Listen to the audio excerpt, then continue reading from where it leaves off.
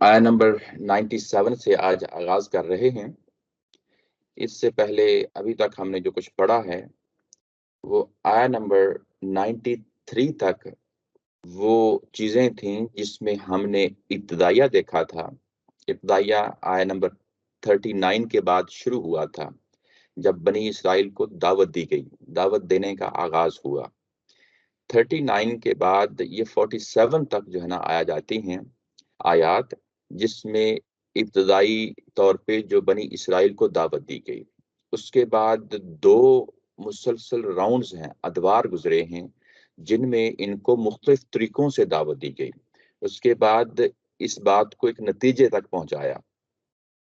جب نتیجے تک پہنچایا تو وہ ہم نے وہاں پہ چیزیں دیکھی کہ یہ کس نوعیت کی تھیں۔ وہ تمام جو دعوت کے پہلو تھے سمیٹ لیے گئے، جو پچھلے دو ادوار میں دو راؤنڈز میں چیزیں بیان کی گئی تھیں، ان چیزوں کو سمیٹا، اور سمیٹتے وقت وہ تمام نتائج ان کے سامنے رکھ دیے گئے جو پچھلی دعوت میں پچھلے دو ادوار میں راؤنڈز میں ان کے سامنے لائے گئے تھے۔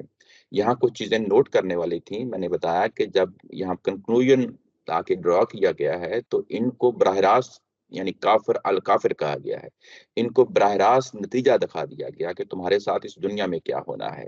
یہ اب اس سے پہلے اگر آپ دیکھیں تو 86 سے پہلے جتنی بھی آیات آئی تھیں، یہ ساری کی ساری پرناؤن اگر دیکھیں تو تم یعنی کم اور کم آ رہا ہے۔ کم کا مطلب ہوتا ہے کہ تم لوگ، جبکہ 86 کے بعد جو آیات آتی ہیں تو یہاں پروناؤنز بدل جاتے ہیں۔ اب یہاں پہ مخاطب کون ہے؟ نبی پاک صلی اللہ علیہ وسلم کی ذات ہے۔ اس سے پہلے مخاطب بنی اسرائیل ہیں براہ راست، ان سے تم کہہ کے، آپ کہہ کے، تم سب لوگ کہہ کے مخاطب کیا گیا۔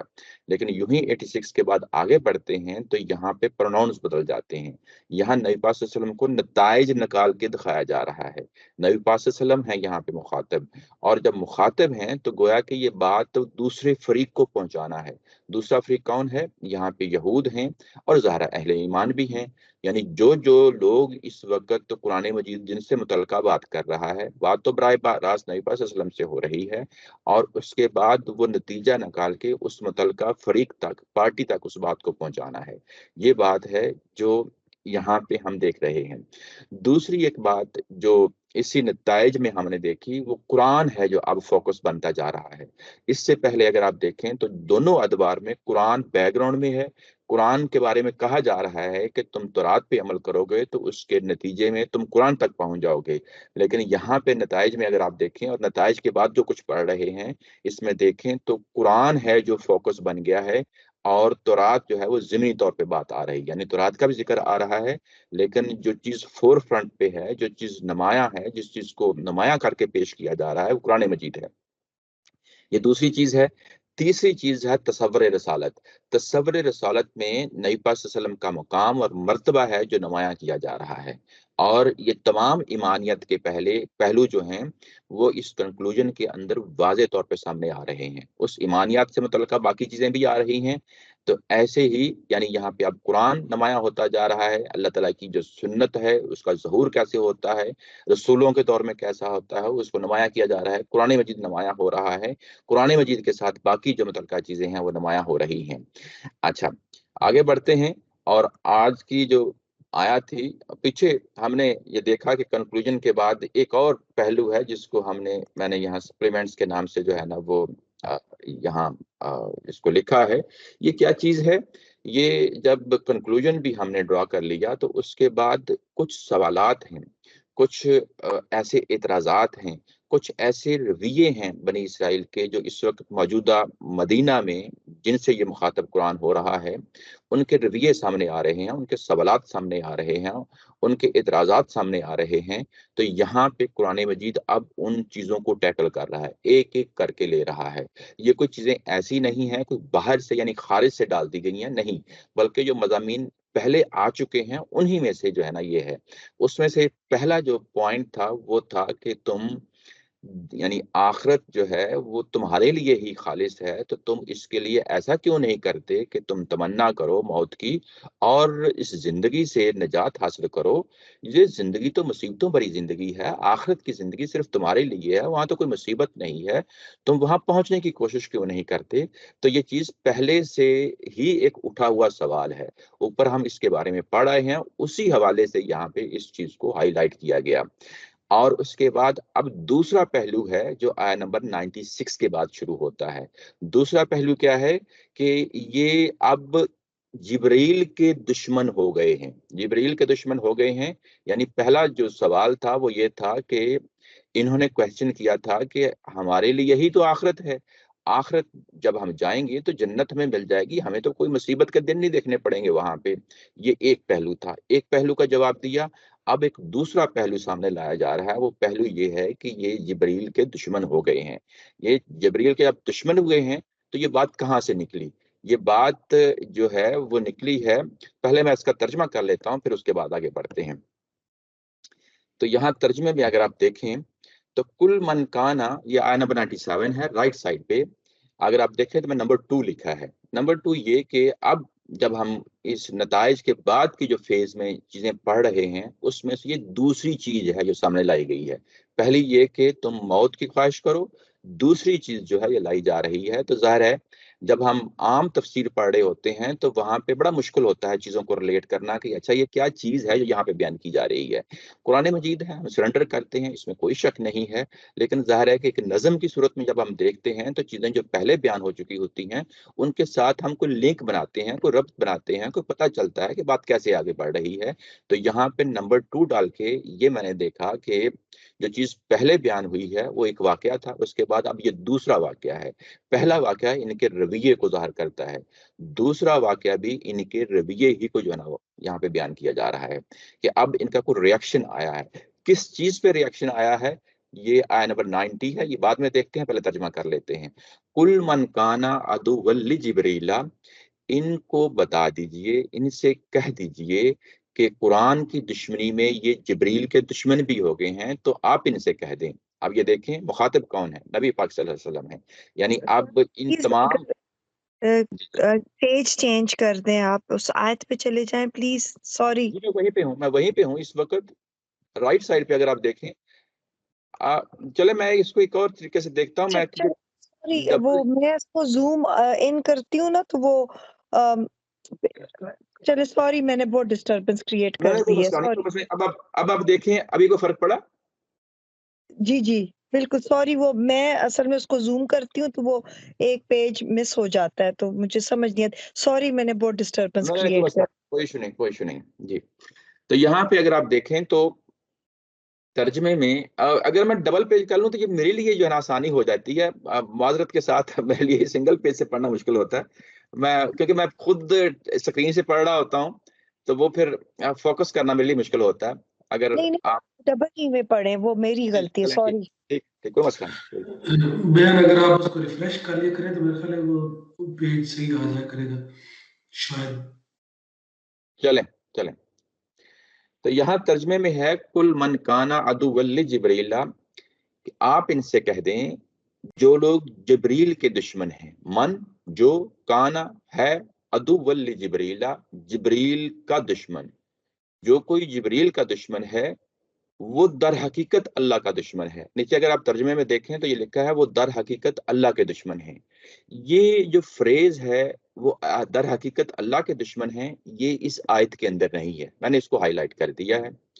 یہ قرآن مجید کا جو اسلوب ہے حذف کا اسلوب ہے۔ یہاں پہ حذف کے اسلوب میں ہوتا یہ ہے کہ کچھ چیزیں پھر ہمیں خود دریافت کرنی پڑتی ہیں، وہ کلو ہوتے ہیں وہاں پہ، وہ ہمیں بتا دیتے ہیں کہ حذف کیسے ہو گیا۔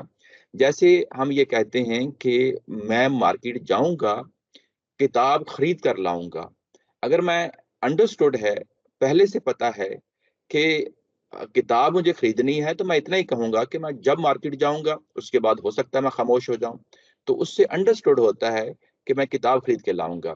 تو ایسے ہی یہاں پہ من جو ہے جب یا جو کے معنوں میں ہے، یہ کنڈیشنل سٹیٹمنٹ ہے۔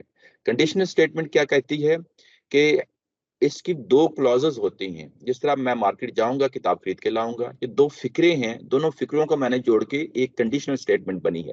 ایسے ہی من کانا عدو لجبریل, جو کوئی جبریل کا دشمن ہے. اب اس کی سیکنڈ کلوز جو ہے نا مسنگ ہے یہاں پہ. مسنگ کا مطلب یہ نہیں ہے کہ توبہ نعوذ باللہ قرآن مجید میں نہیں ہے, قرآن مجید میں ہے, لیکن زبان و بیان کے مطابق ہم اس کو حذف کہتے ہیں. حذف کا مطلب یہ ہوتا ہے کہ یہاں پہ چیز انڈرسٹوڈ ہے, قاری جو پڑھنے والا ہے اس کو پتہ چل جاتا ہے, سمجھنے والا سننے والا اس کو فوری پتہ چل جاتا ہے کہ کیا مطلب ہے اس کا.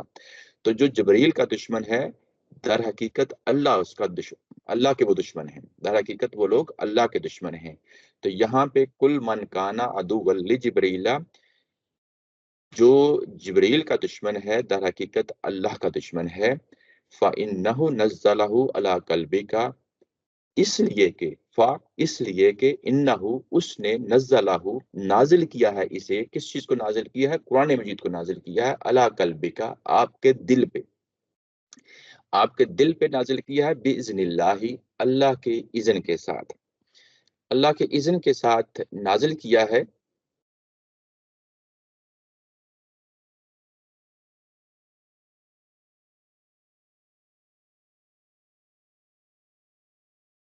اچھا, باقی بعد میں دیکھ لیتے ہیں. یہاں پہ اگر آپ دیکھیں تو جبرائیل علیہ السلام کی دشمنی ہے جو یہاں پہ اپنے رویے سے وہ لوگ ظاہر کر رہے ہیں. اور جیسا کہ میں نے کہا کہ یہ کہاں سے اٹھا ہے؟ آیت نمبر 90 سے اٹھا ہے. اب آیت نمبر 90 میں جا کے اب ہم دیکھتے ہیں تو وہاں پہ ہمیں پتہ چلتا ہے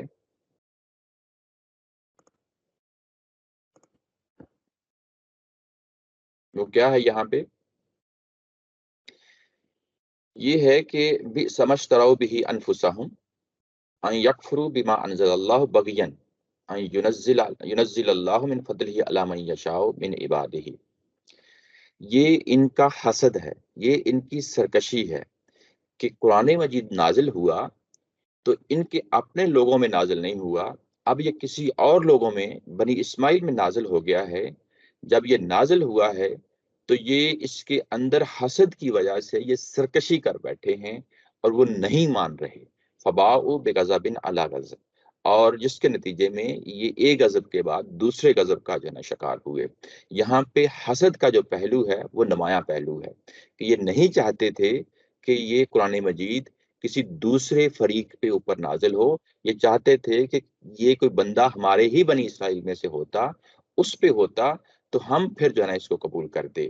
جب یہ بات کہی گئی, ظاہر ہے یہاں پہ نازل کرنے والی ذات تو اللہ تعالیٰ کی ذات ہے, اور جن پہ نازل ہو رہا ہے وہ ایک رسول کی ذات ہے. اب وہ رسول کو تو چیلنج نہیں کر سکے, اللہ کو چیلنج نہیں کر سکے. اب وہ ایک ذرا ہلکی جگہ سے جو ہے نا انہوں نے اپنے اس رویے کا اظہار کیا ہے. یہ بالکل ایسے ہی ہے جیسے ہم یہ کہیں کہ ہم نے اعتراض تو اسلام پہ کرنا ہوتا ہے, لیکن ہم کیا کرتے ہیں, ہم کسی مولوی کو پکڑ لیتے ہیں. تو ایسے ہی انہوں نے اللہ کی بجائے اعتراض کرنے کے جبریل کو پکڑ لیا. یعنی یہ سمجھا کہ ہم ہلکی جگہ سے اعتراض کریں گے تو شاید ہم پہ اس طرح کی پکڑ نہیں ہوگی. لیکن ظاہر ہے کہ جب انہوں نے اس طریقے سے ہلکی جگہ سے اعتراض کرنے کی کوشش کی, رویہ ان کا سامنے آیا, اور اس کے بعد انہوں نے اظہار کیا کہ یہ جبرائیل ہمارے دشمن ہیں, ان کو تو ہمارے کسی بندے پہ نازل ہونا چاہیے تھا, یعنی قرآن مجید نازل کر کے وہ کسی بنی اسرائیل کے بندے پہ نازل ہونا چاہیے تھا. یہ تو بنی اسماعیل کی طرف چلے گئے. جب یہ اس طریقے سے چلے گئے ہیں تو گویا کہ جبریل نے اپنی دشمنی کا اظہار کیا ہے. یہ دشمنی کا اظہار ہے جس کا انہوں نے بولا, اس کا جو ہے نا ظاہرہ اعتراض کیا ہوگا, اپنے رویوں سے اس کا اعتراض کیا ہوگا. تو اس کا جواب ہے یہاں اللہ میاں دے رہے ہیں کہ جبرائیل کی اپنی کوئی حیثیت نہیں ہے. وَإِنَّهُ نَزَّلَهُ عَلَى قَلْبِكَ, اس نے تو تمہارے دل پہ اس کو نازل کیا ہے, یعنی اپنی مرضی سے نازل نہیں کیا. جبرائیل کا اس میں کوئی اپنا کوئی اختیار, کوئی ارادہ نہیں ہے, بلکہ یہ اختیار اور ارادہ اللہ تعالیٰ کی طرف سے جو ہے نا آیا ہوا ہے. جہاں اللہ تعالیٰ کی ذات نے کہا وہاں اس شخص نے جا کے اس کو نازل کیا ہے, اور نازل کرنے کی جگہ بتا دی گئی قلبک, آپ کے دل پہ اس کو نازل کیا ہے. گویا کہ یہاں پہ جب یہ بات کہی گئی کہ آپ کے دل پہ نازل کیا ہے, تو یہاں پہ مخاطب تو نبی پاک صلی اللہ علیہ وسلم ہے. کل کا لفظ پہلے آیا تھا, تو جب آپ اس طریقے سے آپ نریٹ کر رہے ہوتے ہیں تو یہ ہونا تو یہ چاہیے تھا کہ یہاں پہ لفظ آتا علی قلبی کہ میرے دل پہ نازل کیا ہے. یہاں پہ کیونکہ نبی پاک صلی اللہ علیہ وسلم اس کو نریٹ کر رہے ہیں کہ کل من کان عدو لجبریل فانہ نزلہ علی قلبی. قلبی کہنا چاہیے تھا لیکن قلبی نہیں کہا. قلبی کا مطلب میرا دل، قلبی کا مطلب ہوتا ہے تمہارا دل.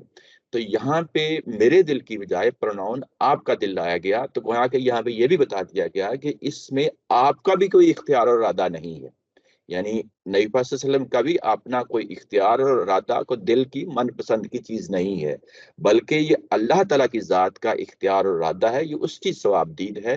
اس نے کسی شخص کو چنا اور جس شخص کو اس نے چنا ہے وہ اس چیز کا قابل تھا کہ اس کو یہ چیز دی جائے. یہ اللہ کا اختیار اور اللہ کا ارادہ ہے. وہ جس شخص کو بھی چنے انسانوں میں سے اور فرشتوں میں سے بھی جس کو چاہے وہ بھیجے. یہ دونوں چیزوں کا جو معاملہ ہے یہ اللہ کے ہاتھ میں ہے. باذن اللہ یہ اللہ کے ہاتھ میں ہے. کوئی نہیں ہے جو اس معاملے میں انٹرفیئر کر سکے. یہ بات ہے جو اس پورے جملے میں کہی گئی ہے. آگے بڑھتے ہیں تو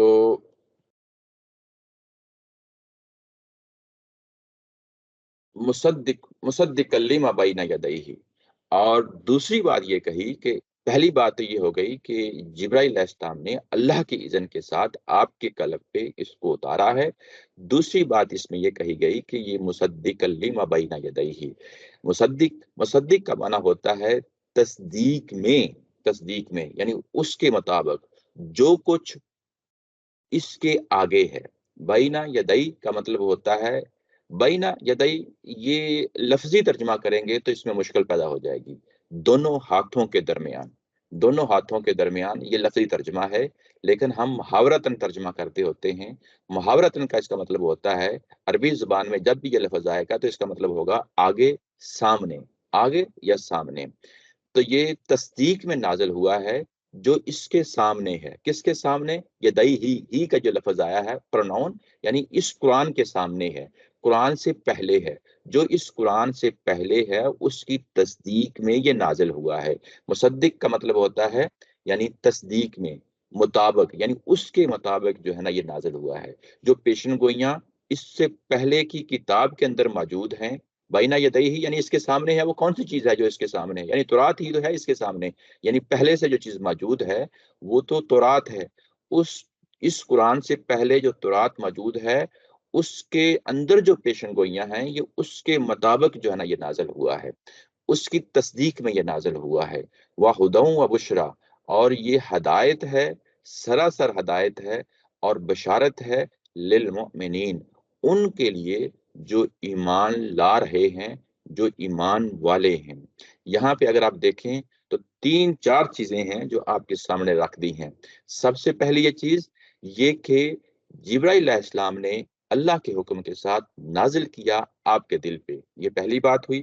اس کے بعد دوسری بات یہ ہوئی کہ یہ مصدق لما بین یدیہ، اور جو اس قرآن سے پہلے موجود ہے اس کی تصدیق میں یہ نازل ہو رہا ہے، اس کی پیشن گوئیوں کے مطابق یہ نازل ہو رہا ہے. یہ دوسری بات. تیسری بات یہ کی کہ یہ سراپا ہدایت ہے. چوتھی بات یہ کی کہ یہ بشارت ہے. اچھا، اب یہ کہ انہوں نے اعتراض تو کیا جبریل پہ اعتراض کیا، تو اس کا مطلب یہ ہے کہ جبریل تو ایک رسول پہ وحی لے کے آ رہے ہیں، اور یہ وحی جو لا رہے ہیں یہ تو اسی چیز کی تصدیق میں ہے جو ان کے پاس پہلے سے موجود ہے. تو گویا کہ وہ بھی کسی رسول پہ نازل ہوئی تھی، موسیٰ علیہ السلام پہ نازل ہوئی تھی. گویا کہ اب یہ موسیٰ علیہ السلام تک پہنچ گئے ہیں. اس کتاب تورات جو نازل ہوئی تھی اس تک پہنچ گئے ہیں. گویا کہ اگر یہ قرآن پہ اعتراض کرتے ہیں تو یہ اعتراض ان کا تورات پہ بھی بنتا ہے. یہ اگر محمد صلی اللہ علیہ وسلم کی ذات پہ اعتراض کرتے ہیں تو یہ اعتراض موسیٰ علیہ السلام پہ بھی وارد ہوتا ہے ان کا. اور انہوں نے بنیادی طور پہ پورے سلسلے کی نفی کر دی. یعنی یہ کہ اللہ کی ذات کی، اس کے بعد رسول کی، اس کے بعد جبریل کی، اس کے بعد الہامی کتابوں کی، مصدق لما بین یدیہ الہامی کتابوں کی، اس کے بعد جو اللہ تعالیٰ کا جو سلسلہ ہے ہدایت کا، بشارت کا دینے کا، وہ جو سلسلہ ہے ہدایت کا، اس کی بھی انہوں نے جو ہے اب اس سے بھی دشمنی کر لی. اور اصل میں یہ ساری چیزیں جو ہیں یہ اہل ایمان ہی والوں کے لیے ہیں، لیکن اگر کوئی دشمنی پہ اتر آتا ہے تو وہ اپنا ہی بگاڑ رہا ہوتا ہے، وہ کسی اور کا بگاڑ نہیں بگاڑتا۔ یہاں پہ لفظ آیا ہے خدن۔ خدن جو ہے یہ ہدایت کے معنوں میں ہے، ہم اس کو ٹو گائیڈ یا ہدایت دینے کے معنوں میں لے لیتے ہیں، لیکن اس کی گہرائی میں اگر آپ جا کے دیکھیں تو یہ ہدایت کون سی ہدایت ہے؟ ہدایت دو طرح کی ہدایت ہوتی ہے، یہ اگر ہم اس کو لفظی ترجمہ لیں ٹو گائیڈ سم ون، جس طرح ہم انگلش میں کہتے ہیں، تو اس کا ایک معنی یہ ہوتا ہے، دونوں پہلو آپ کے سامنے رکھ دیتا ہوں۔ ایک معنی یہ ہوتا ہے کہ فرض کیا آپ نے، کسی نے آپ سے پوچھا کہ میں فلاں جگہ جانا چاہتا ہوں، مجھے ایڈریس بتا دیجئے۔ ایک طریقہ یہ ہوتا ہے کہ آپ بتا دیں گے کہ بھائی دیکھیں یہ ایڈریس ہے، آپ اس طریقے سے جائیں، یہاں اتنے موڑ آئیں گے، اتنے جو ہے نا راستے میں ٹریفک لائٹس آئیں گی، آپ اس کے بعد فلاں جگہ چلے جانا، پھر کوئی اور جو ہے نا نشانی آئے گی، وہاں چلے جانا۔ یہ جب آپ طریقہ سمجھاتے ہیں تو یہ بھی جو ہے نا بیسیکلی گائیڈ کرنا ہی ہے۔ ایک طریقہ تو یہ ہو گیا۔ دوسرا طریقہ یہ ہے کہ نہیں، آپ کرتے کیا ہیں، آپ کہتے یہ ہیں کہ ٹھیک ہے میں آپ کے ساتھ چلتا ہوں، آپ کو وہاں پہنچا کے آتا ہوں، جس جگہ آپ نے پہنچانا ڈیسٹینیشن تک میں آپ کو پہنچا کے آتا ہوں۔ یہ جو دوسرا طریقہ آپ نے اختیار کیا ہے یہ بھی گائیڈ کرنا ہی ہوتا ہے۔ تو یہاں قرآن مجید کے اندر جہاں جہاں جو ہے نا ہدایت کا لفظ آتا ہے، قرآن مجید کے لیے ہدایت کا لفظ آتا ہے، یا الہامی روایات کے لیے، تورات کے لیے ہدایت کا لفظ آتا ہے، تو اس ہدایت کا معنی دوسرا معنی ہوتا ہے، یعنی گویا کہ یہ کتابیں آپ کی انگلی پکڑتی ہیں اور آپ کو وہاں تک پہنچا دیتی ہیں جہاں تک آپ نے جانا ہوتا ہے۔ تو ہدن یعنی اس پہلو سے ہے۔ بشرا یہ بشارت ہے۔ بشارت یہ ہے کہ اب آپ جس راستے پہ چل پڑے ہیں، جس ہدایت پہ چل پڑے ہیں، اس کا ایک نتیجہ ہے، وہ نتیجہ آپ کو جنت تک پہنچا دے گا۔ یہ بشارت ہے جو زندگی بھر آپ جو ہے نا جس پہ عمل کریں گے، للمؤمنین، ایمان والوں کے لیے۔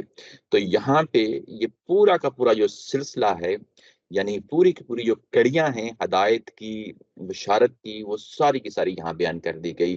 اللہ کی ذات، رسولوں کی ذات، کتابیں، یہ دیکھیں قرآن مجید کا جو ہے نا ایجاز ہے، یعنی ایجاز یعنی یہ کہ اختصار کے ساتھ وہ ایک بہت بڑے مضمون کو اپنے اندر سمیٹ لیتا ہے۔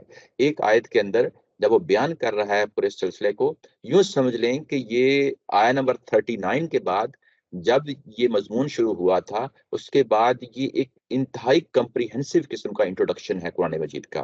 یہاں پہ پورا سلسلہ ہے، ایک اعتراض اٹھا ہے اور اس اعتراض میں سے جب جواب دیا ہے تو وہ اس طریقے سے جواب دے دیا، پورا کا پورا جو انٹروڈکشن ہے قرآن مجید کا وہ آپ کے سامنے آ گیا ہے۔ اللہ کی ذات، رسول، فرشتے، کتابیں، اور اس کے بعد کتابوں کا کام، کتابیں کہاں پہنچاتی ہیں، کیا آپ کو بشارت دیتی ہیں، ٹارگٹ اس کے آڈینس کون ہوتے ہیں، مومنین ہوتے ہیں۔ تو یعنی ایک پورا کا پورا جو سلسلہ ہے شروع سے لے کے آخر تک بیان کر دیا، لیکن بیک گراؤنڈ میں مضمون کیا ہے، وہ دشمنی ہے جبرائیل علیہ السلام کی۔ اس کے بعد کہا ہے من کانا عدو للہ، اب پھر یہ نا ایک کنڈیشنل سٹیٹمنٹ ہے کہ جو کوئی بھی ہے، من کانا جو کوئی ہے اللہ کا دشمن، عدو للہ اللہ کا دشمن، و ملائکتہ اور جو فرشتوں کا دشمن ہے، و رسلہ اور جو رسولوں کا دشمن ہے، و جبریل و میکالا اور جو جبریل کا دشمن ہے، میکال کا دشمن ہے، میکال کو ہم میکائیل کہتے ہیں اپنی زبان میں، وَإِنَّ اللَّهَ تو فا کا مطلب تو، ان اللہ بے شک اللہ ہی دشمن ہے، عدو للکافرین ایسے کافروں کا دشمن، ایسے کافروں کا دشمن اللہ ہے۔ اب آپ یہاں پہ دیکھیں، ہے تو وہی کنڈیشنل سٹیٹمنٹ ہے، لیکن جس طریقے سے اس چیز کو، مضمون کو آگے بڑھایا ہے وہ بھی انتہائی خوبصورتی کے ساتھ بڑھایا۔ دیکھیں کہ جو کوئی ہے اللہ کا دشمن، اب اس میں جتنے بھی فریق ہیں جو اس وحی کے سلسلے میں متعلق ہوتے ہیں، اپنے مائکس میوٹ کر لیا کریں، بیک گراؤنڈ بعض کا آواز آ رہی ہوتی ہے۔ جو اللہ کا دشمن ہے، اللہ کو سب سے پہلے لیا، اس کے بعد فرشتوں کے لیا، کیونکہ فرشتوں کے ذریعے سے وحی آتی ہے۔ اس کے بعد اگلا ٹارگٹ جو ہوتا ہے وہ رسول ہوتے ہیں، وہ جمع میں لیا ہے، رسول ہی، اس کے رسولوں کا، جو اس کے رسولوں کا دشمن ہے، جمع میں لیا، ملائکہ کو بھی جمع میں لیا۔ اور کیونکہ یہاں پہ فرشتوں کا ذکر تھا اس پورے پیراگراف کے اندر، جبریل کی دشمنی کا ذکر تھا، تو جبریل کے ساتھ میکال کو بھی لے لیا۔ گویا کہ یعنی دو ایگزامپل دے کے بتا دیا، پیچھے ملائکہ کہا تھا نا، دو ایگزامپل دے کے یہ بتا دیا کہ جو ان دو کو، جو کہ ظاہر نمایاں ہیں، جو ان کا بڑا پرومیننٹ پوزیشن ہے ان کی اللہ تعالیٰ کے ہاں، جو نہ صرف یہ بلکہ باقی فرشتوں کا بھی، ملائکہ بھی جمع کی صورت میں آیا ہے، اور رسول ہی وہ بھی جمع کی صورت میں آیا ہے. جو کوئی بھی ان کا دشمن ہے گویا کہ وہ فَإِنَّ اللَّهَ عَدُوٌّ لِّلْكَافِرِينَ، تو اللہ جو ہے وہ ایسے کافروں کا دشمن ہے. یہاں پہ ایک اور پوائنٹ ہے، یہ نہیں کہا کہ عدو لِہِم کا لفظ نہیں آیا یہاں پہ. ہم یعنی ہم، سوری، یعنی ہم کا جو ہے نا پروناؤن نہیں آیا یہاں پہ. ہم کا مطلب یہ کہ دے یعنی دیم یعنی ان کا دشمن ہے، یہ لفظ نہیں لایا گیا یہاں پہ پروناؤن. جب یہ پروناؤن نہیں لایا گیا تو کیا چیز لائی گئی ہے؟ لفظ لایا گیا ہے کافرین. پروناؤن آتا تو یہ اس طرح کا ایک جملہ ہو جاتا کہ بس بات کر دی گئی ہے، لیکن جب کافرین لایا گیا ہے تو اب اس کو ریسٹرکٹ کر دیا گیا ہے، اس کو اب ہم خاص لوگوں پہ اپلائی کرنا ہے. یہ وہ کون سے لوگ ہیں؟ یہ وہی لوگ ہیں جو اس پیراگراف کے شروع میں ہیں، کل من کانا عدو لجبریل. یہ جو لوگ جنہوں نے دشمنی کا اظہار کیا ہے ان کو کہا جا رہا ہے الکافرین. یعنی قرآن مجید کا جو ہے نا جو بات شروع میں ہوتی ہے آخر میں انتہائی خوبصورتی کے ساتھ جوڑ دیتا ہے تاکہ یہ سلپ نہ ہو جائے لوگوں کے مائنڈ سے کہ میں کن کی بات کر رہا ہوں. قرآن نے ان کا نام لے کے بتا دیا کہ میں بھی پھر ان کا دشمن ہوں. اور وہ کون سے لوگ ہیں؟ یہ وہ لوگ ہیں جن کے لیے نیچے ترجمے میں لکھا ہے ایسے کافروں کا. ایسے کافر کون؟ جو جبریل کے دشمن ہیں. اور ظاہر ہے یہاں مصداق کون سے لوگ ہیں؟ وہ بنی اسرائیل کے لوگ ہیں جن کو قرآن اس وقت مخاطب کر رہا ہے، جنہوں کے اوپر اتمام حجت ہو چکا ہے. انہی کو تو یہاں پہ کافر کہا جا رہا ہے، کوئی اور کافر نہیں ہے. یعنی اب ہم اس کو پکڑیں اور اس کو دنیا جہاں کی جو ہے نا یہودیاں بھی اپلائی کر دیں، نہیں، ایسا نہیں ہے. یعنی یہاں پہ لل کافرین لا کے یعنی اس کا سکوپ ریسٹرکٹ کر دیا کہ یہ یہی لوگ ہیں جو اس وقت مخاطب ہیں، کوئی اور نہیں ہے. یعنی اس طریقے سے قرآن مجید اپنی بات کو کھولتا ہوا آگے بڑھتا ہے. یہ بات تھی جس کو ابھی تک اس انداز میں پورے سلسلے کو بتا دیا. اب یہاں پہ اگر یہ کسی فرشتے کا انکار کرتے ہیں تو اللہ ان کا دشمن، کسی رسول کا انکار کرتے ہیں تو اللہ ان کا دشمن. اور فرشتوں کے پیچھے کیونکہ بات ان کی ہو رہی تھی تو دو مثالیں لا کے سامنے رکھ دی، جبریل اور میکال دونوں کو سامنے لا کے رکھ دیا. ان شخصیات میں سے کوئی بھی شخص انگلی اٹھاتا ہے تو گویا کہ وہ اپنے کفر کا اظہار کر رہا ہے، وہ اپنی دشمنی کا اظہار کر رہا ہے. اور جب وہ ایسے اظہار کرے گا تو گویا کہ اللہ کا غضب جو ہے نا وہ سمیٹ رہا ہے. اللہ کا غضب یہ ہے کہ اللہ بھی ایسے لوگوں کا دشمن ہو جاتا ہے. یعنی یہ دشمنی جو ہے یہ انسانوں کی صفت ہوتی ہے، اللہ کی صفت نہیں ہوتی. یہ بھی آپ نے ذہن میں بٹھا لیں. بعض اوقات اعتراض ہوتا ہے کہ اللہ تعالیٰ کی ذات کو کیا ضرورت ہے دشمنی کرنے کی. نہیں، اللہ تعالیٰ کی ذات جو ہے دشمنی نہیں کرتی. یہ جو دشمنی کرنے کا تصور ہے یہ انسانوں کا ہے. زبان و بیان میں جب ہم اس کو بیان کریں گے تو اس کو وہی الفاظ ہیں جو ہم استعمال کرتے ہیں، وہی الفاظ ہم اللہ کے لیے استعمال کر لیں گے. جب ہم اللہ کے لیے خاص کوئی لفظ استعمال کریں گے جو انسانوں کے لیے استعمال ہوتا ہے تو اس کا مفہوم پھر وہ اللہ کی ذات کے لحاظ سے چینج ہو جاتا ہے. یعنی گویا کہ اب ان پہ اللہ کا وہ قانون لاگو ہو جائے گا جو دشمنیوں کی صورت میں لاگو ہوتا ہے. جب آپ اللہ کے رسول کے ساتھ دشمنی کریں گے تو اللہ کا قانون وہاں پہ ظہور اس کا ہو جائے گا. اگر جو ہے نا آپ فرشتوں سے دشمنی کریں گے تو اللہ کی دشمنی ہوگی تو وہاں پہ اللہ کا قانون جو ہے نا لاگو ہو جائے گا. تو وہ جو قوانین ہیں اللہ کی جو سنتیں ہیں ان کا ظہور ہوگا وہاں پہ. یہ نہیں کہ جو ہمارے اندر ظاہرہ دشمنی ہوتی ہے، غصہ ہوتا ہے، اس کے اندر ہمارے اندر بہت سارے ایسے منفی جذبات اٹھ کھڑے ہوتے ہیں، کیا یہ اللہ کے ہاں بھی ہوتے ہیں؟ نہیں، ایسا نہیں ہم سوچ سکتے، ایسا تصور نہیں کر سکتے. جو چیز ہم کیونکہ الفاظ انہی الفاظ کا سہارا لے رہے ہوتے ہیں جو ہم انسانوں کے لیے استعمال کرتے ہیں. تو جب ہم انسانوں کے لیے جو چیزیں استعمال کرتے ہیں اللہ کے لیے استعمال کریں گے تو گویا کہ قرآن خود بتا رہا ہوتا ہے کہ اس کا کیا مطلب ہے. یعنی یہاں پہ کوئی سنت کا ظہور ہونا ہے جو ان کے لیے عمل پیرا ہو جائے گا. وہ یہ کہ رسولوں کے دور میں ظاہر ہے ان کو کوئی سزا ملے گی، قیامت والے دن بھی کوئی سزا ملے گی. یہ وہ چیز ہے جو چیز سامنے رہنی چاہیے. اب اسی مضمون سے اگلا مضمون جو ہے اگلے پیراگراف کا یہیں سے چیز اٹھی ہوئی ہے، آگے بڑھ رہی ہے. وہ کوئی نئی چیز نہیں ہے. وہ کیا ہے؟ وَلَقَدْ أَنزَلْنَا إِلَيْكَ آیَاتٍ بَيِّنَاتٍ. حقیقت یہ ہے، لقد لا کا جو حرف ہے اور قد، یہ دونوں جو ہیں بلکہ جب عربی زبان میں آتے ہیں تو یہ تاکید کے لیے آتے ہیں، زور دینے کے لیے آتے ہیں۔ جب آپ اس کو دوسرے تراجم میں پڑھیں گے یا گرامر کی زبان میں پڑھیں گے تو ہم یہ کہیں گے کہ یہ تاکید کے لیے استعمال ہوئے ہیں۔ لا ایک علیحدہ ہے اور قد علیحدہ ہے۔ قد عمومی طور پہ ہم اس کو ماضی کے جملوں کے شروع میں لگا دیتے ہیں۔ تو یہ دونوں مل کے یہ کس چیز کو ظاہر کر رہے ہیں؟ یہ اس چیز کو ظاہر کر رہے ہیں کہ حقیقتاً ایسے ہوا۔ ہم عمومی طور پہ ترجمہ کر دیتے ہیں کہ بے شک ایسے ہوا یا یقیناً ایسے ہوا۔ یہ بے شک اور یقیناً جو ترجمہ ہے یہ کوئی جو ماڈرن اردو ہے اس کے مطابق نہیں ہے۔ یعنی آپ پرانی اردو میں تو کہیں گے کہ بے شک یقیناً آ جائے گا، ہم ترجمے پڑھ لیتے ہیں، لیکن جب اس کو کھولیں گے تو وہ کیا ہے؟ یعنی حقیقتاً ایسے ہوا، ایسے ہوا۔ یقیناً کا مطلب یہی ہوتا ہے اور بے شک کا مطلب یہی ہوتا ہے۔ تو ترجمے میں اگر آپ نیچے دیکھیں تو حقیقت یہ ہے، انزلنا الیک آیات بینات، ہم نے آپ کی طرف بینات کی صورت میں آیات نازل کر دی ہیں۔ بینات کیا چیزیں ہیں؟ واضح، نہایت واضح دلیلوں کو بینات کہا جاتا ہے۔ بینہ اس کی سنگولر ہے، پلورل ہے بینات، یعنی نہایت واضح دلیلیں ہم نے اتار دی ہیں آپ کی طرف۔ دلیلیں آیات کا جو ہے نا ترجمہ ہے، اور بینات نہایت واضح۔ آیات آپ کو پتہ ہی ہے یہ آیات کی جمع ہے۔ بین کس چیز کو کہتے ہیں؟ جو بالکل واضح ہو، جس کے بارے میں کوئی دو رائے نہیں پائی جاتی۔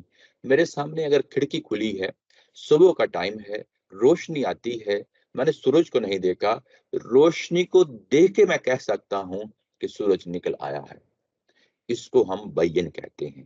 ایسے ہی یہاں پہ جب یہ کہا کہ بینات کی صورت میں نے اپنے دلائل جو تھے، دلیلیں تھیں، وہ نازل کر دیں، اور جب نازل کر دیں تو انہوں نے اقرار بھی کر لیا، انفرادی طور پہ اقرار کر لیا، اپنی محفلوں میں جو ہے نا اقرار کر لیا، پبلک میں اقرار کر لیا کہ یہ کتابیں جو کتاب نازل ہو رہی ہے، یہ جو نبی ہیں یہ واقعتاً وہی نبی ہیں جو ان کی اپنی کتاب کے مطابق ہیں، اور اللہ تعالیٰ کی ذات نے وہ دلائل بھی مہیا کر دیے۔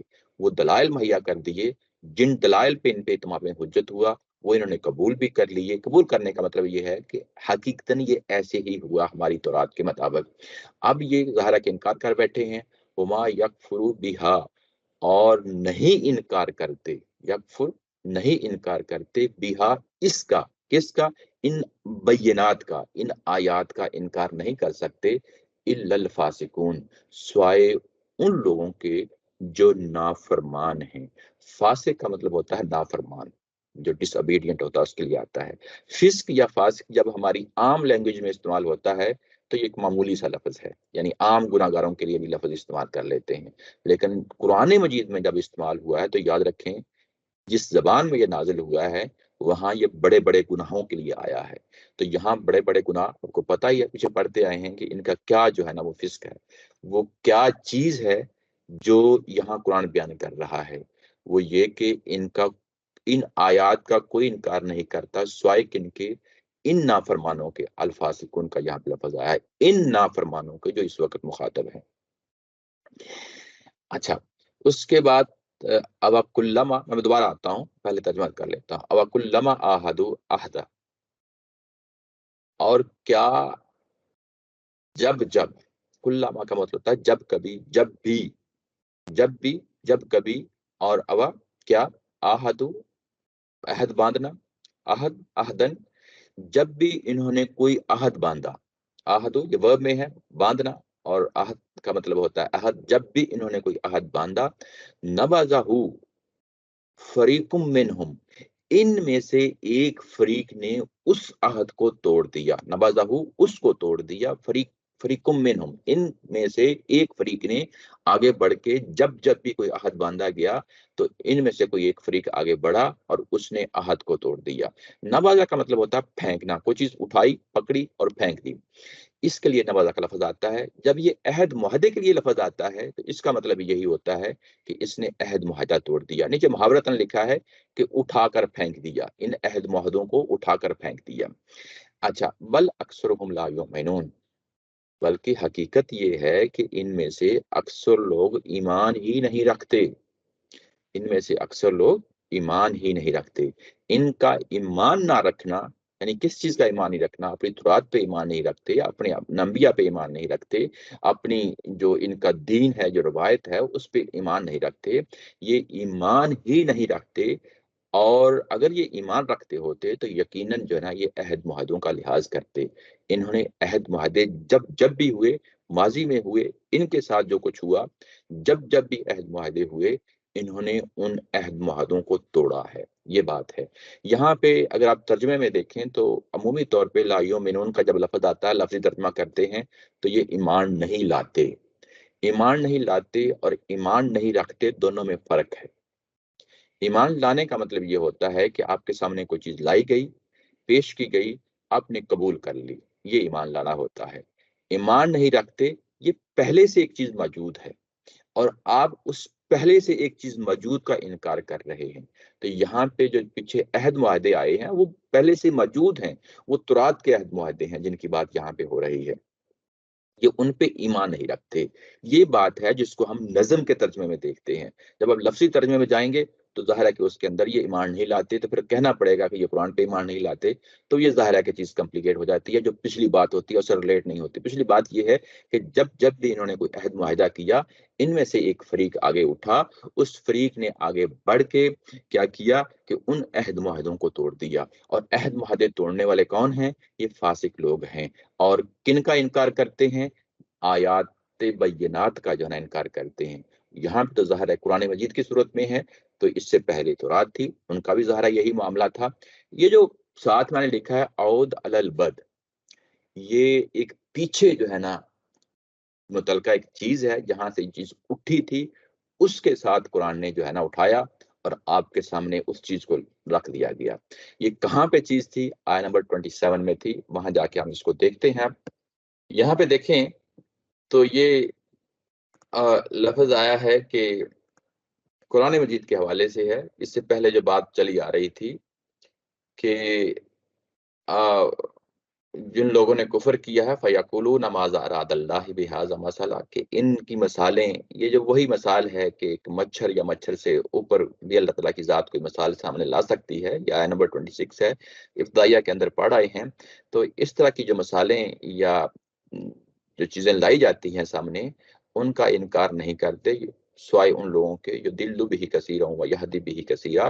تو ان کو پڑھنے کے بعد کچھ لوگ گمراہ ہو جاتے ہیں اور کچھ لوگ جو ہے نا ہدایت پکڑ لیتے ہیں۔ وما یضل به الا الفاسقین، اور یہ صرف گمراہ کون ہوتے ہیں؟ وہی ہوتے ہیں جو فاسقین ہیں۔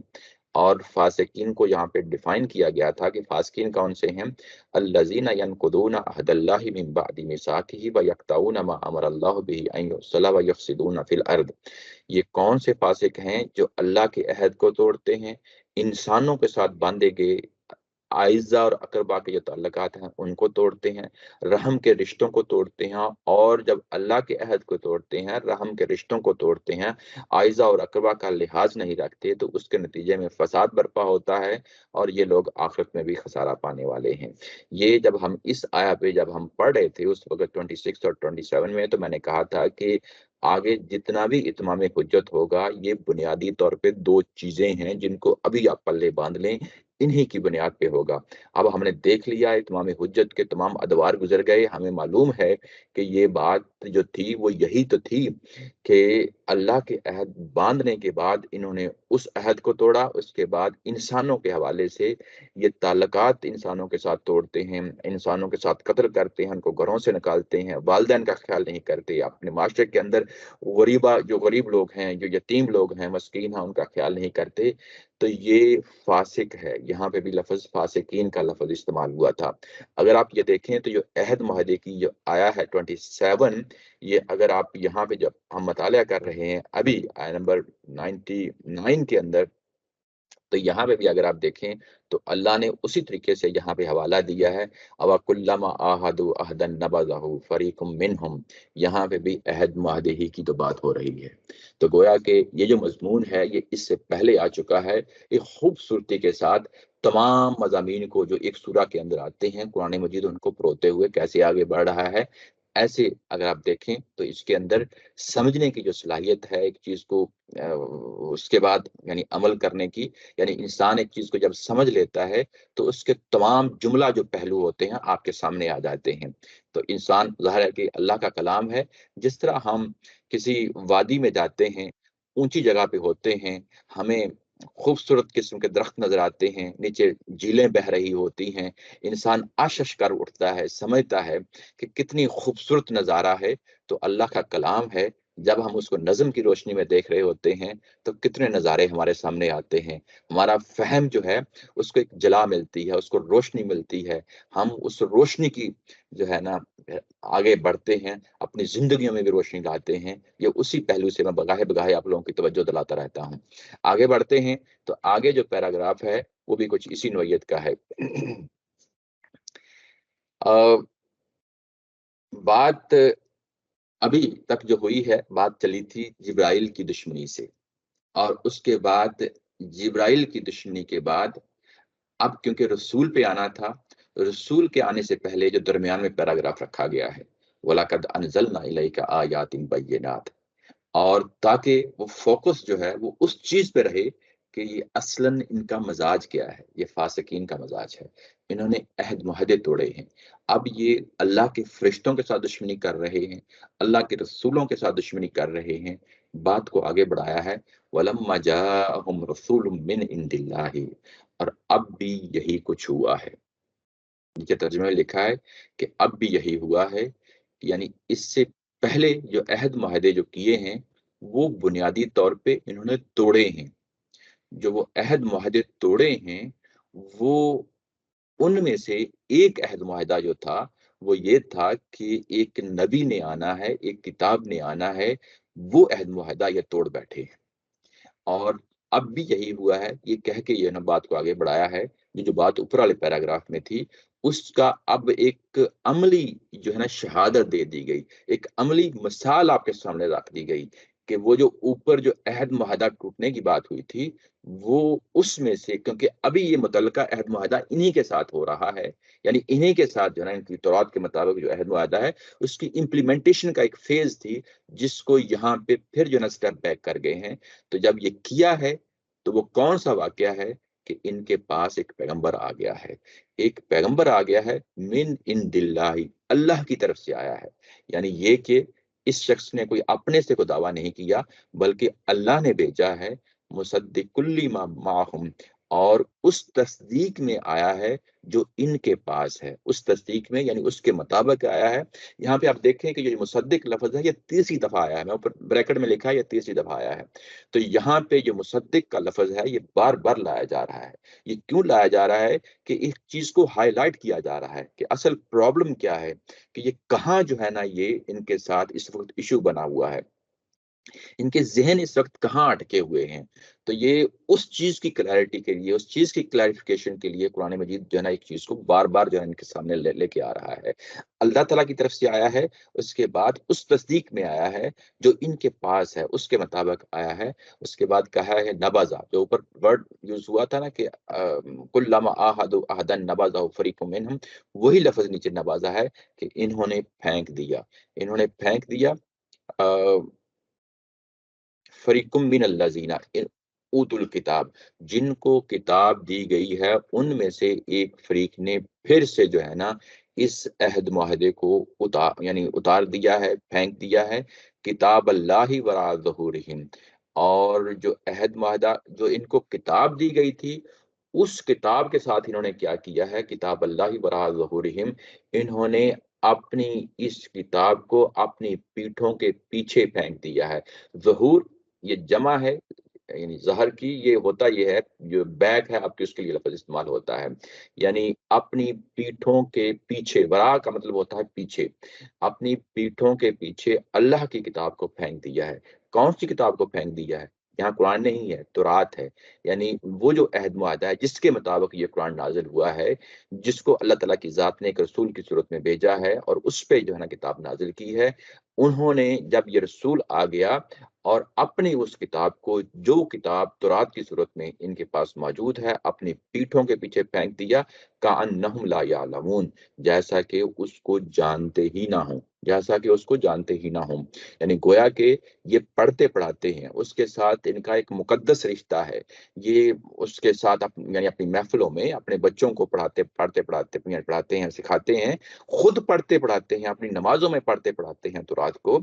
लेकिन ये कि जो एक अमलन अब काम करने की चीज थी, अब ये पीछे हट गए हैं। उस किताब को गोया के इन्होंने अपनी पीठों के पीछे फेंक दिया है। और उसका यही वजह है कि जब उन्होंने अपनी पीठों के पीछे फेंक दिया है, वत्तबाउ मा तत्लु शयातीन अला मुल्क सुलेमान, और अब इस पैगंबर को नुकसान पहुंचाने के लिए, इस पैगंबर को, जो ब्रैकेट में लिखा हुआ है, पैगंबर को जरर पहुंचाने के लिए, जरर पहुंचाने के लिए, नुकसान पहुंचाने के लिए क्या करने लगे हैं, ये कि इन्होंने एक तो अपनी किताबों का जो है कोई ख्याल नहीं रखा, और किताबों को पढ़ते पढ़ाते हैं और उसको जानते हैं कि ये अल्लाह की किताब है, उसके मुताबिक अमल करना चाहिए, ये जानते हैं। लेकिन इसके बरअक्स इनका जो रवैया है, जो सामने आया है, वत्तबाउ मा तत्लु शयातीन, ये उस चीज के पीछे पड़ गए हैं जो शयातीन पढ़ते पढ़ाते हैं अला मुल्क सुलेमान, सुलेमान की हकूमत के नाम पे पढ़ते पढ़ाते हैं। यहाँ पे लफ्ज आया है अला, यानी पर, मुल्की का मतलब होता है हुकूमत, सुलेमान, जानते हैं हजरत सुलेमान अलैहिस्सलाम हैं, उनकी दौर जो हुकूमत है, जो उनको हुकूमत मिली थी, उसके नाम पे शयातीन पढ़ते पढ़ाते हैं। वत्तबाउ माँ जो है यानी वो चीज, यानी उसके पीछे लग गए हैं, उसके पीछे पड़ गए हैं। माँ जो चीज, ये क्या है आगे चल के मैं पता चल जाएगा, ये जादू है। यानी वो जादू, टोना, टोनका, यानी इस तरह की जो चीजें हैं, उनके पीछे जो है ना ये लग गए हैं इस पैगंबर को नुकसान पहुंचाने के लिए। अब यहाँ पे क्योंकि सुलेमान अलैहिस्सलाम का जिक्र आया था, जब उनका जिक्र आया है, तो इससे पहले कि मैं आगे बढ़ूं, यहाँ पे जो लफ्ज था कि वो पढ़ते पढ़ाते हैं, कौन पढ़ते पढ़ाते हैं? शयातीन। शयातीन जो है ये इंसान भी हो सकते हैं, जिन्नात भी हो सकते हैं, लेकिन यहाँ पे ये इंसानों की बात हो रही है जो अहले यहूद के अंदर जादू से अपना ताल्लुक रखते थे, जादूगर थे, और वो लोगों के दरमियान इस तरह की हरकतें किया करते थे। हमारे यहाँ भी होता है। तो शयातीन उनको कहा गया है, यानी वो बदकमाश लोग, वो बुरे लोग जिनका ओढ़ना बिछोना जादू है, उनके लिए शयातीन का कुरान मजीद ने यहाँ पे लफ्ज इस्तेमाल किया है। और वो हजरत सुलेमान अलैहिस्सलाम की हुकूमत के नाम पे पढ़ते पढ़ाते हैं। ये एक बड़ी अहम चीज है कि उनकी जो हुकूमत थी, ये तसव्वुर करते हैं ये शयातीन कि जो उनकी हुकूमत थी सुलेमान अलैहिस्सलाम की, वो चल ही जादू के जोर पे रही थी, यानी तौबा नाउज़ुबिल्लाह, कि चाल ही जादू के जोर पे रही थी। उन्होंने ये तसव्वुर वहां से लिया, ये समझते हुए कि ये उनकी हुकूमत थी जो जादू के जोर पे चल रही थी। ये तसव्वुर क्यों यानी उस तरफ इनका मुंतकिल हुआ? वो इस तरीके से मुंतकिल हुआ कि ज़ाहिर है कुरान मजीद में भी जिक्र आता है, तौरात में भी जिक्र आता है कि जिन्नात उनके हवाले कर दिए गए थे। यानी ये अल्लाह ताला की ज़ात ने हवाले किए थे, कोई जादू की वजह से उनके यहाँ जो है ना जिन्नात नहीं आए थे। और उसके बाद हमें मालूम है कि हवाएं भी उनके हाथ में दे दी गई थी, और उसके बाद जो है ना वो परिंदों को भी जो है ना उनकी बोलियां समझ लेते थे। और इस तरह और भी बहुत सारे मामलात हैं, आगे चल के पढ़ेंगे कुरान मजीद में कि सुलेमान अलैहिस्सलाम के जो है ना साथ इस तरह का मामला किया गया। तो जब ये किया गया तो इन लोगों ने ये समझ लिया, जब दौरे ज़वाल आता है तो ऐसा अमूमन हो जाता है। उसकी एक मिसाल मैं हमारे यहाँ भी मैं देता हूँ आपको, लेकिन पहले ये बात वाज़ेह कर लूँ। ये तसव्वुर, ये समझ बैठे कि शायद वो जादूगर थे, तौबा नाउज़ुबिल्लाह, हज़रत सुलेमान अलैहिस्सलाम। और वो जादूगर होने की वजह से उनके हाथ में जिन्नात की दुनिया थी, जिन्नात के ज़रिए से दुनिया पे उन्होंने हुकूमत की। तो ज़हन में एक ये तसव्वुर आता है कि जिन्नात के ज़रिए से हुकूमत की, ये एक बहुत जो है ना इंसान को अट्रैक्ट करता है, और वो उसके बाद वो जिन्नात की दुनिया में उतर जाता है, जादूगरी की दुनिया में उतर जाता है। तो यहाँ पे क्योंकि इन्होंने इस तरीके से बात की, तो फौरी तौर पे अल्लाह ताला की ज़ात ने आगे बरात का इज़हार किया है कि ऐसा नहीं हुआ था। यानी ये जो मैंने कहा कि ये ज़वाल के दौर में ऐसा हो जाता है, इसकी मिसाल मैं देता हूँ। नबी पाक सल्लल्लाहु अलैहि वसल्लम के साथ जब वही का जब मामला होता है, तो हमारे यहाँ रिवायत आ गई हुई है कि गारे हिरा में थे और गारे हिरा में जाया करते थे। गारे हिरा जो तसव्वुर है, क्या ये इस्लामी तसव्वुर है? کیا یہ قرآن کا تصور ہے؟ کیا یہ سنت کا تصور ہے؟ ایسی کوئی چیز نہیں ہے. یعنی ایک وہی ملی ہے، وہی کہیں بھی مل سکتی تھی، وہ غار حرا میں مل گئی یا کہیں اور جگہ سے مل گئی، اس سے کوئی فرق نہیں پڑتا. لیکن کیا غاروں میں جانا یہ کوئی اسلامی تصور ہے؟ یہ سرے سے اسلامی تصور نہیں ہے. لیکن ہمارے ہاں جب صوفیزم، صوفیہ کی روایت قائم ہوئی تو دنیا کو چھوڑ کے چلے جانا، غاروں میں، کھوہوں میں، جنگلات میں، دنیا سے اپنا تعلق توڑ کے یعنی کوئی ایسی جگہ چلے جانا کہ یہ سمجھنا کہ یہ جیسے نبی پاک صلی اللہ علیہ وسلم کو نبوت ملی تھی، ہمیں بھی کوئی روحانی دنیا سے کوئی تعلق قائم ہو جائے گا. ہمارے ہاں یہ ایک تصور بڑا عام تھا. 100-150 سال پہلے تک یہ بڑی عام سی چیز تھی. اب تو ختم ہو گئی وقت کے ساتھ ساتھ ظاہر ہے، لیکن یہ اس تصور نے ہمارے ہاں بڑی حکومت کی ہے. یعنی ہندوستان میں، پاکستان میں، ترکی میں، افغانستان میں، یعنی یہ بیشتر ممالک جہاں پہ صوفیزم تھا، ان علاقوں میں اس تصور نے بڑی حکومت کی ہے. اور وہ تصور کیا تھا کہ نبوت ملنے سے پہلے آپ غار حرا میں جایا کرتے تھے. تو ایسے ہی تصور ان کے ہاں جب دور زوال میں یہ آئے تو انہوں نے یہ سمجھ بیٹھے کہ ان کو جو حکومت ملی تھی حضرت سلیمان علیہ السلام کو، وہ جادو کے زور پہ ملی تھی. اور جب یہ کہا تو اللہ تعالیٰ کی ذات نے فوری طور پہ اس سے پہلے کہ مضمون آگے بڑھے وہاں روک کے جملہ معترضہ لائے ہیں. میں نے سائٹ پہ لکھا ہے جملہ معترضہ. جملہ معترضہ پہلے بھی کئی دفعہ ہم نے پڑھا ہے. یہ کیا چیز ہے؟ جملہ معترضہ بنیادی طور پہ جہاں آتا ہے وہاں کوئی سوال ہے، اس کا جواب دینا ہے، کسی چیز کی کلیریفیکیشن کرنی ہے، کوئی ایشو ہے وہاں پہ جو انڈر ڈسکشن ہے، اس ایشو کو یعنی اس کی وضاحت کرنی ہے. وہ یہ چیز اضافی چیز ہے. یعنی یہ جملہ معترضہ جو ہوتا ہے یہ اضافی چیز ہوتی ہے. اس طرح تضمین ہے، وہ بھی اسی سے ملتی جلتی چیز ہے. تو جملہ معترضہ یہاں پہ لایا گیا ہے. کیوں لایا گیا؟ اس لیے کہ اوپر حضرت سلیمان علیہ السلام کی شخصیت زیر بحث ہے، وہ نبوت کا معاملہ ہے. یہاں بھی نبوت کا معاملہ آئے گا، یہاں پہ بھی جبریل کا معاملہ آئے گا، یہاں پہ بھی قرآن کا اور تورات کا معاملہ آئے گا. تو اللہ تعالیٰ کی ذات اس کو اپنی ذات پہ لے رہی ہے. اس کی کلیریفیکیشن جو ہے نا وہ کرنا بڑا ضروری ہے، کلیئرٹی پہ لانا بڑا ضروری ہے. وہ کیا ہے؟ وما کفر سلیمان، سلیمان علیہ السلام نے کفر نہیں کیا تھا. یہ جو کفر ہے جادو کا، یہ کفر نہیں کیا تھا.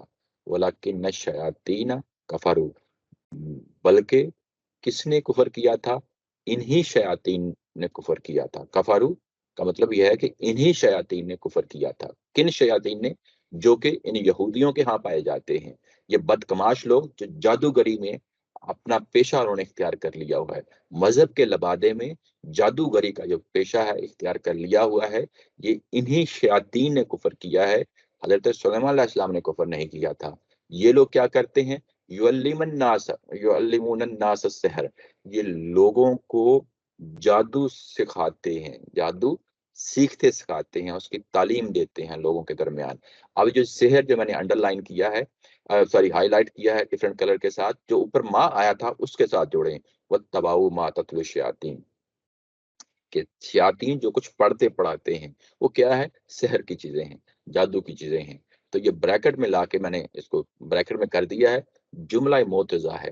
اس کو بریکٹ میں ہم کیوں مطلب بول دیا؟ اس کو پینتھیٹیکل اسٹیٹمنٹ جو ہے نا انگلش میں کہتے ہیں جملہ معترضہ کو. تو وہ ظاہر ہے کہ بریکٹ میں ہوتی ہے، تو اس لیے اس کو عربی زبان میں جملہ معترضہ، ہمارے ہاں اردو میں بھی جملہ معترضہ ہی اس کو بولا جاتا ہے. اچھا، اس چیز کے یہ لوگ پیچھے پڑ گئے. کیوں پڑ گئے؟ نبی پاک صلی اللہ علیہ وسلم کی ذات کو نقصان پہنچانے کے لیے. اس سے پہلے انہوں نے جبرائیل کو دشمن کہا تھا، گویا کہ اپنے تئیں وہاں جبرائیل علیہ السلام کو نقصان پہنچانے کی کوشش کی گئی تھی. یہاں پہ انہوں نے اپنے تئیں حضرت محمد صلی اللہ علیہ وسلم کی ذات والا صفات کو نقصان پہنچانے کی کوشش کی.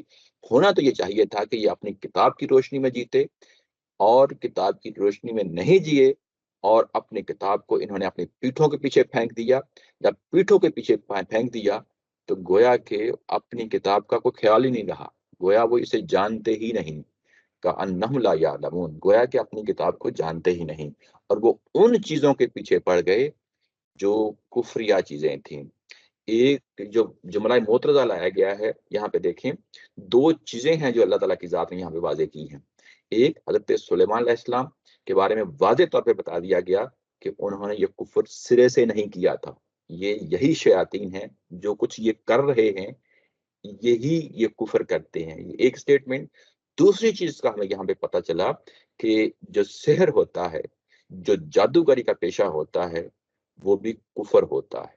یہ بھی شرک ہی طرح کی ایک چیز ہے، جو کہ ہمیں اس جملہ معترضہ میں بتا دی.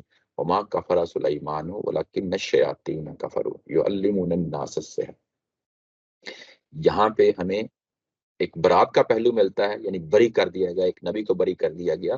اور دوسرا یہ واضح کر دیا گیا کہ یہ بیسیکلی سحر جو ہے یہ بھی شرک ہی کی نوعیت کی ایک چیز ہے، یہ کفر ہے، اس سے بچنا چاہیے یہ چیز. اچھا آگے بڑھتے ہیں. آگے ہے کیونکہ یہ آیت لمبی ہے. وما انزل علی الملکین ببابل ہاروت وماروت. اور یہ اس چیز کے پیچھے پڑ گئے. یہاں پہ وا لایا گیا ہے، وا، اور اس کے بعد نیچے ترجمے میں دیکھیں تو میں نے اس کو بھی ہائی لائٹ کیا ہے ڈفرینٹ کلر کے ساتھ. اس چیز کے پیچھے لگ گئے. یہ یہاں پہ موجود نہیں ہے. نہیں موجود تو یہ کہاں سے لیا؟ یہ پیچھے جو لفظ آیا تھا نا وَاتَّبَعُوا مَا تَتْلُو الشَّيَاطِينُ، یہ وہاں سے لیا ہے. جب واو آتا ہے اس طریقے سے اینڈ، تو یہ اینڈ کس کے ساتھ جڑا ہے؟ پچھلی سٹیٹمنٹ کیا ہے جس کے ساتھ جڑا ہے؟ وہ سٹیٹمنٹ ہے وَاتَّبَعُوا مَا تَتْلُو الشَّيَاطِينُ. یہ اس کے ساتھ جڑا ہے. یعنی یہ پہلے یہ شیاطین اس چیز کے پیچھے پڑ گئے جو جھوٹے بن کر حضرت سلیمان علیہ السلام کی جو ہے نا حکومت پہ پڑھتے پڑھاتے ہیں، اس چیز کے پیچھے پڑ گئے. اور پھر وہ اس چیز کے پیچھے بھی پڑ گئے. وما انزل علی الملکین، یہ اس چیز کے پیچھے بھی پڑ گئے. کس چیز کے پیچھے؟ جو ہم نے اتاری تھی، دو فرشتوں پہ اتاری تھی. بابل ہاروت و ماروت. بابل ایک جگہ کا نام ہے، بیبلون انگلش میں اس کو کہتے ہیں. یہ عراق سے لے کے ترکی تک ایک بہت بڑی حکومت ہوا کرتی تھی. جب ان کی حکومت ختم ہوئی ہے آپس میں لڑ کے، یہ پہلے بھی ذکر ہو چکا ہے، حضرت سلیمان علیہ السلام کے دور میں ان کی ایک بہت بڑی امپائر، سب سے جو پیک پیریڈ ہے ان کا پولیٹیکلی، وہ حضرت سلیمان علیہ السلام کا دور ہے. اس کے بعد ان کی یہ حکومت دو حصوں میں تقسیم ہو گئی تھی، دو حکومتیں بن گئی تھیں. ایک حکومت ان کی اسرائیل کہلاتی تھی، دوسری حکومت ان کی یہودا کہلاتی تھی. یہ دو حصوں میں تقسیم ہو گئی حکومت، اور اس کے بعد کئی دہائیوں تک یہ آپس میں لڑتے رہے. دونوں کی جنگیں ہوتی رہیں دونوں حکومتوں کی. اور ایک وقت آیا کہ جب یہ اتنے کمزور ہو گئے تو اللہ تعالیٰ کی ذات نے ان کو سزا دینے کے لیے کسی اور کو باہر سے اٹھایا اور اٹھا کے ان کو سزا دی. یہ بنی اسرائیل، آگے جو سورہ آ رہی ہے اس میں جا کے پڑھیں گے. بنو قد نظر جو ہے نا ایک بادشاہ گزرا ہے جو اس جگہ سے اٹھا تھا، جو بابل سے اٹھا تھا، اور اس نے آ کے تہس نہس ان کو کیا تھا. ان کی اینٹ سے اینٹ بجائی تھی اور ان کو غلام بنا کے لے گیا تھا. اور جب غلام بنا کے لے گیا تھا تو وہاں پہ بھی بابل میں ظاہر ہے ان کا نبوت کا سلسلہ جاری رہا ہوگا. تو وہاں پہ پھر جو ہے نا اللہ تعالیٰ کی ذات نے بابل میں جب یہ پہنچے ہیں تو وہاں پہ جادو کا پیشہ اپنے زور و شور پہ تھا. جب زور و شور پہ تھا تو اس کا توڑ کرنے کے لیے اس کو جو ہے نا جو توڑ کرنے کا مطلب یہ ہے کہ ظاہر ہے کہ وہ لوگ جادو کرتے تھے، پھر وہ اس کا اثر بھی ہوتا تھا. تو اللہ تعالیٰ کی ذات نے وہاں پہ دو فرشتوں کو اتارا. یہ اس کی بات ہو رہی ہے. یعنی پہلی بات تو حضرت سلیمان علیہ السلام کے حوالے سے، یعنی بات اصل میں ہے کیا چیز ہے وہ چیز ذہن میں رہنی چاہیے. یہاں کوئی سٹوری سنانا مقصود نہیں ہے. یعنی اصل میں بات یہ ہے کہ پیغمبر کو ضرر پہنچانے کے لیے اب یہ جادو وغیرہ چیزوں کے پیچھے لگ گئے ہیں کہ کسی طریقے سے اس پیغمبر کا خاتمہ کیا جائے. یہ وہ چیز ہے. اب وہ اس کو ریلیٹ کرنا ہے، پورے ماضی سے ریلیٹ کرنا ہے کہ یہ ان کے ہاں یہ بیماری کہاں سے آئی، یہ کفر کہاں سے آیا.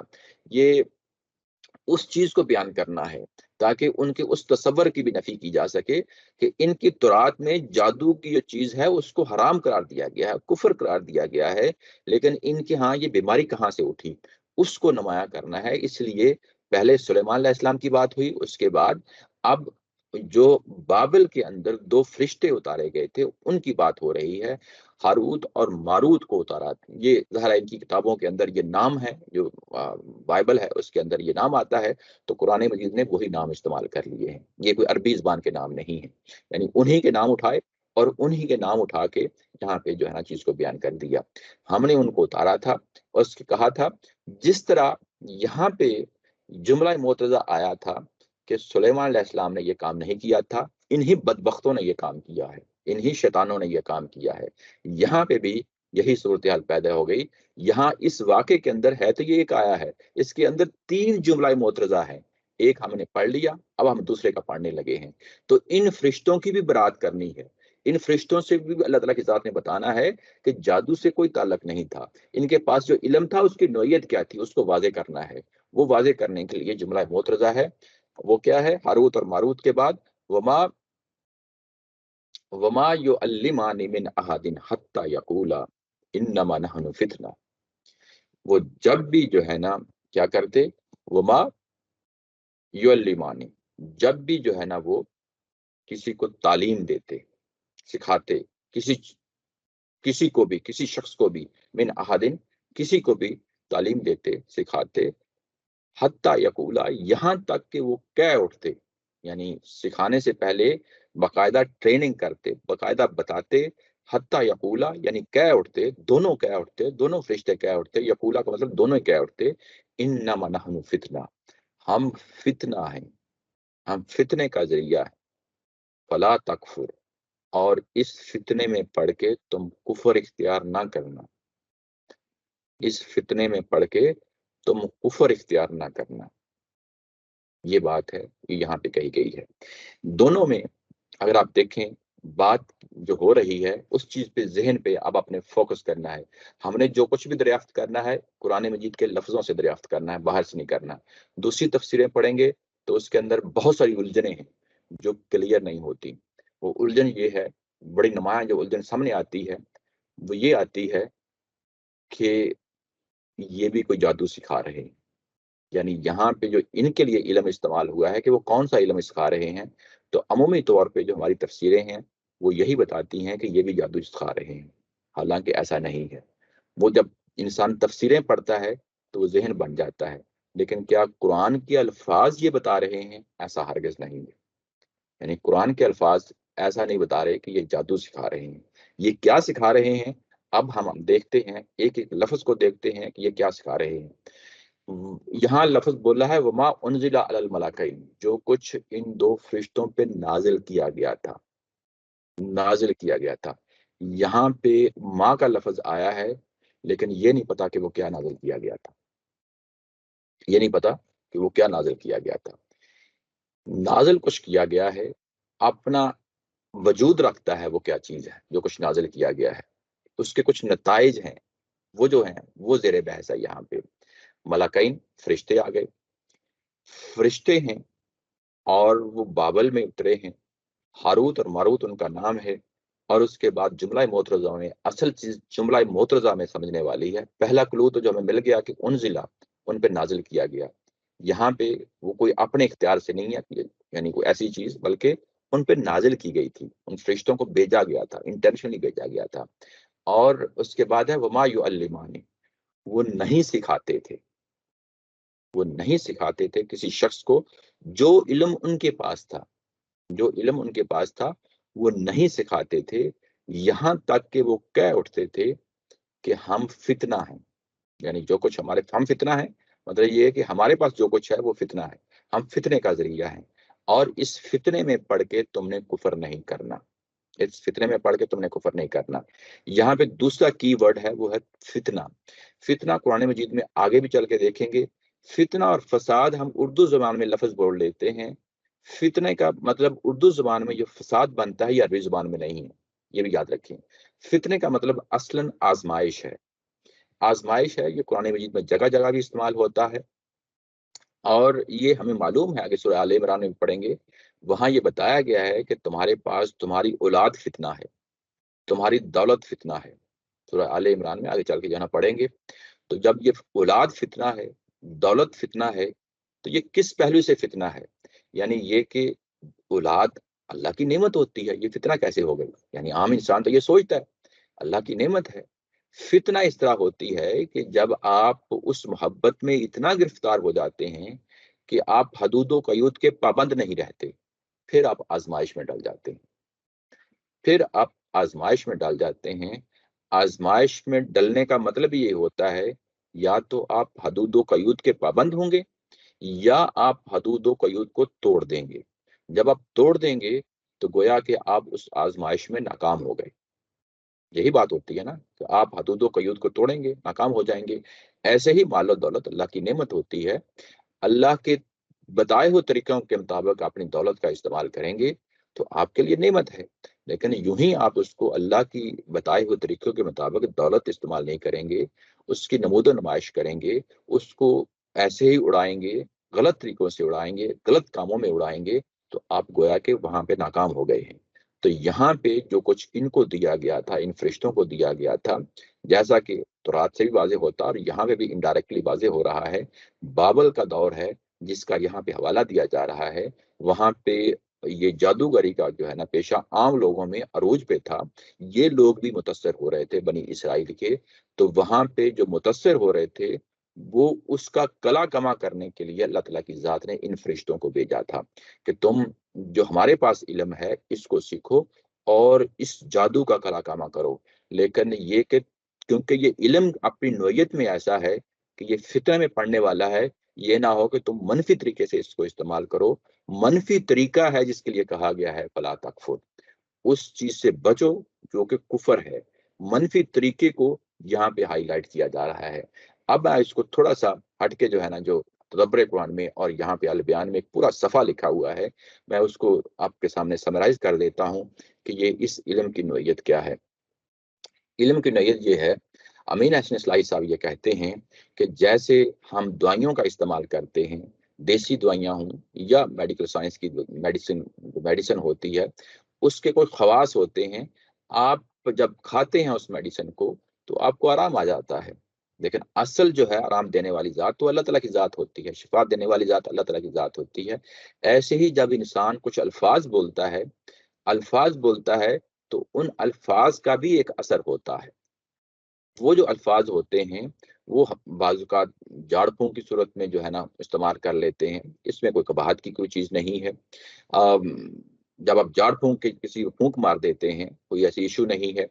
लेकिन इसके बाद एक और मज़ीद जो है ना इल्म भी होता है, जो हमारे यहाँ भी इस्तेमाल हुआ और यहूद के यहाँ भी इस्तेमाल हुआ। ये इल्म वो कौन-सा इल्म है जिसको हम अपनी ज़बान में, हिंदुस्तान और पाकिस्तान की ज़बान में इसको नूरी इल्म के नाम से जो है ना जानते हैं।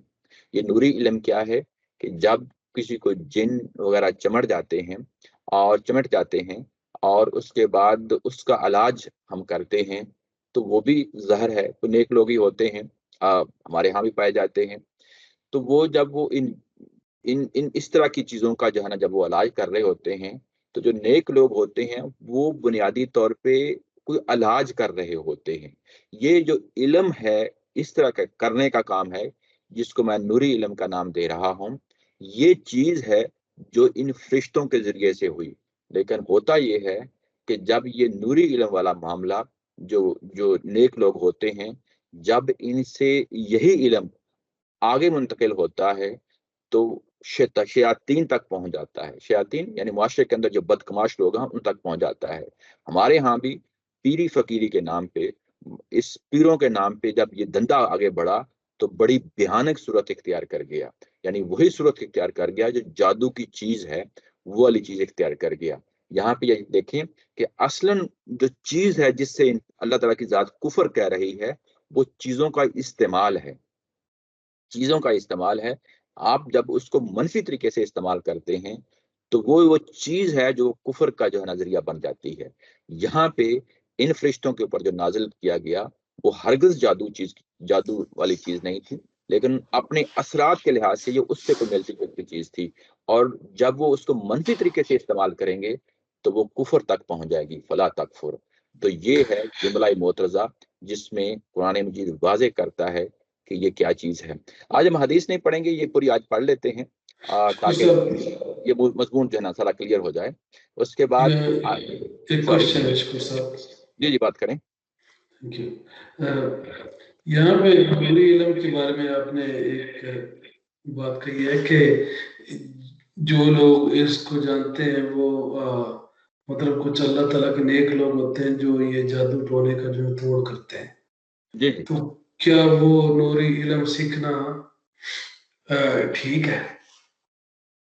जी, बात वही है कि जो इल्म सीख रहा है और जो सिखा रहा है, वो दोनों किस जगह से ये काम कर रहे हैं।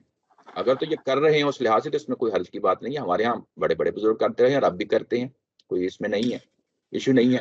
لیکن بات وہی پھر آ جاتی ہے کہ جب آپ یہ کام کر رہے ہوتے ہیں آپ, کیونکہ یہ بڑی باریک سی لائن ہے, آپ یوں ہی جو ہے نا اسے اترتے ہیں تو آپ بھی وہی کام کرنا شروع کر دیتے ہیں جو یعنی جادوگر حضرات کرتے ہیں.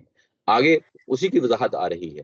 یوں ہی آپ اس کو مزید دیکھیں گے تو آپ کو واضح ہو جائے گا جو آپ نے سوال کیا ہے, مزید جو ہے نا وہ clear ہو جائے گا. ایک ضمنی سوال ہے ایک اور اسی جی کے حوالے سے کہ یہ جو دام درود والے سلسلے ہیں جی کہ لوگ جو نا وہ ادھر ادھر جاتے ہیں, جی وہ یہ دم کرا لو تو یہ آپ ٹھیک ہو جائیں گے, اور مطلب اس حوالے سے آپ کا کیا خیال ہے کہ یہ ٹھیک ہے لوگ جی, اس میں ایک ہم عام جو آدمی کا ذہن ہوتا ہے نا وہ ایک تھوڑی سی ایک پرابلم جگہ پہ جو ہے نا وہ کھڑا ہوتا ہے, وہ چیز واضح رہنی چاہیے. میں اس کو بتا دیتا ہوں کہ دم درود کرنا, اللہ کی آیات کا پڑھنا, کوئی سورہ پڑھ لینا, کوئی ایسے جو ہے نا کوئی اور چیز پڑھ لینا, ظاہر کہ جو ہماری مذہبی ٹیکسٹ ہے کوئی چیز آتی ہے, اس پڑھنے میں کوئی حرج نہیں ہے. اصل چیز یہ ہے کہ کیا یہ مذہب ایسے کہتا ہے؟ مذہب ایسے نہیں کہتا. یہ چیز واضح رہنی چاہیے, یہ بڑی امپورٹنٹ چیز ہے. کیا یہ مذہب کہتا ہے کہ اگر آپ قل هو اللہ پڑھیں گے یا قل اعوذ برب الناس پڑھیں گے یا الحمدللہ پڑھیں گے تو اس کے نتیجے میں تمہیں شفا ملے گی؟ نہ کوئی حدیث کہتی ہے, نہ کوئی جو ہے نا قرآن مجید کی آیت کوئی ایسے کہتی ہے. ایسا کوئی نہیں ہے. ہاں اگر کوئی شخص کرتا ہے, اگر کوئی اس کے نتیجے میں کسی کو کوئی شفا مل جاتی ہے تو یہ انسانی تجربات کی چیزیں ہیں. ان کو انسانی تجربات کے زیر تحت لا کے ہی دیکھنا چاہیے, نہ کہ اس کو مذہب کے زیر تحت لا کے دیکھنا چاہیے. یہ بڑا اہم پوائنٹ ہے جس کو ذہن میں رکھنا چاہیے. مذہب جب یہ کہے گا کہ الحمدللہ پڑھیں گے تو آپ کو شفا ملے گی تو پھر ہم کہیں گے کہ ہاں یہ شفا والی معاملہ ہے. لیکن جب یہ ایسی کوئی چیز نہیں ہے تو اس کے بعد انسانی مشاہدہ ہے, انسانی تجربہ ہے. تو جس طرح باقی ادویات کے سلسلے میں ہم انسانی مشاہدے کو اہمیت دیتے ہیں, ویسے ہی یہاں پہ ہم انسانی مشاہدے کو ہی جو ہے نا سامنے لائیں گے, اس کے علاوہ اور کچھ نہیں ہے.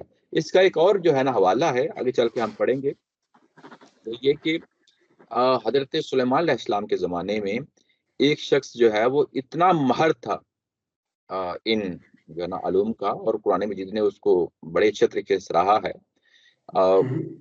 وہ یہ کہ اس شخص نے پورا محل اٹھا کے لے آیا تھا اس کا, بلقیس کا. تو جو محل اٹھا کے لانا ہے یہ بھی ظاہر کوئی علوم کا ذریعہ ہوگا, اور اس کو اللہ تعالیٰ کی ذات نے اس علم کے لیے لفظ بولا ہے کہ یہ میری اتارے ہوئے علم میں سے ایک علم کو استعمال کیا ہے.